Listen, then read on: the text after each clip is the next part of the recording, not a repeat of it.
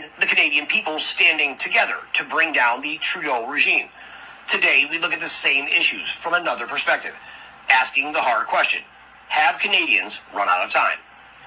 Next week, all the provincial and territorial premiers will be meeting with the Canadian Prime Minister Justin Trudeau and the Health Minister Jean-Yves Duclos for what some consider to be the most important event in Canadian history.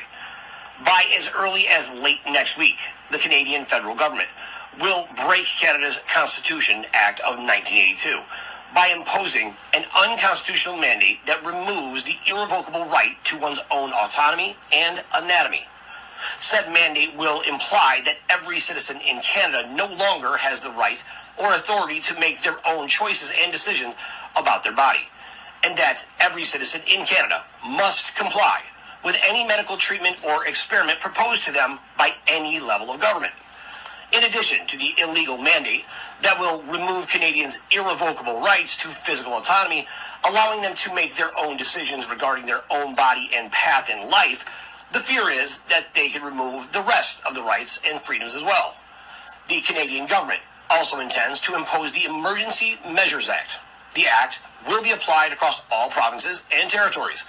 The Emergency Measures Act suspends Section 2 and Section 7 through 15 of the Canadian Charter of Rights and Freedom for a term of up to 5 years before a parliamentary or judiciary review is needed for an extension. This means that no citizen will have conscience or religious freedom, which is one of the key stages to implement communism, thus replacing God with government. No citizen would have the freedom of thought, belief, opinion, or expression, nor will any Canadian have the freedom to peaceably assemble or the freedom of association. The right to life, liberty, and security will be removed. Furthermore, the government and its authorities would be able to search, seize, detain, arrest any citizen or property without just cause or any legal recourse. Citizens will no longer be protected from cruel and unusual treatment or punishment.